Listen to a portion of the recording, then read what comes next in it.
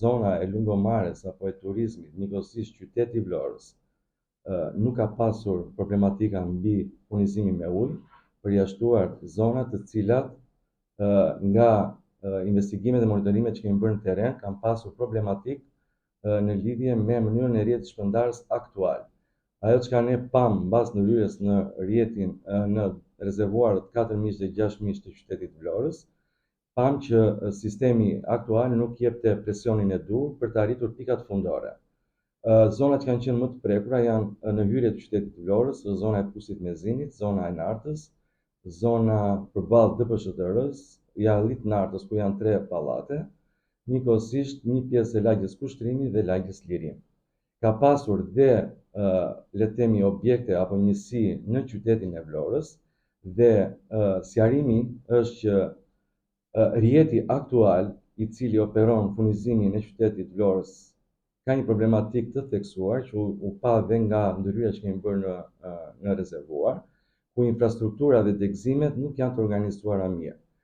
Çka do të thotë që ky investim do të disiplinojë një herë mirë mënyrën e furnizimit me ujë për gjithë qytetin e Vlorës, që prek rreth 60-70% të popullatës Vlorës, do të japi mundësi dhe zonave të cilat prej vitesh kanë pasur një problematik të theksuar për furnizimin me ujë gjatë sezonit të verës. Prandaj dhe këto zona kanë qenë sërish të prekura nga kjo situatë. Humbja e presionit u rekuperua jo më larg se javën e kaluar, me ndërhyrjen e firmës njëkohësisht me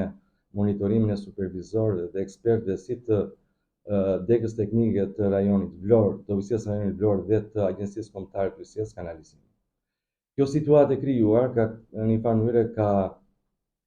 krijuar problematika në këto zona që sapo përmenda. Jo, ne po marrim planin e masave, kanë qenë 2 plane masash, për të informuar.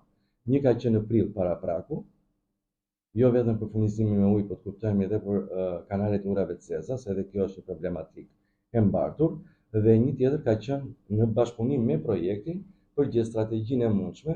dhe më të mirën për mos të ndikuar në furnizimin e qytetarëve. Ndodhi kjo lloj problematike që dha zgjidhje në mënyrë alternative ne kemi ndihmuar që të gjithë konsumatorë për mos lënë askënd pa furnizim, pavarësisht se ishte nëpërmjet botëve. Ndërkohë, vendosja në punë e stacionit 4, që është le të themi zemra e furnizimit me ujë, do kryhet dhe ajo në një mënyrë të tillë që mos të ndikojë absolutisht në mbarvajtje. Lungomare, pjesa e Radhimës, pjesa e Jonufrës, pjesa e qytetit, zona e Skelës, nuk e di nuk kujtojnë që të gjitha mirë, nuk kanë pasur dhe nuk është ndikuar absolutisht nga ndërhyrja që është bërë për përmirësimin e rrjetit.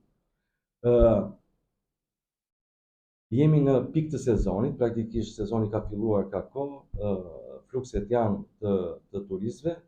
kërkesa për ujë është në rritje.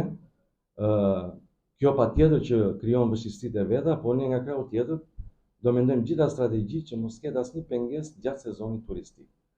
Ne kemi informuar nga krau tjetër dhe konsumatorët apo banorët e lagjeve që u përmenda pak më parë, i kam takuar vetë, nuk ka asnjë telefonat si nga unë dhe nga kolegët e mi, bashkëpunëtorët, mos jemi përgjigjur. Të gjitha telefonatat kanë marrë një përgjigje, kanë marrë le të themi ndoshta jo zgjidhjen koreale, po kanë marrë sqarimin në koreale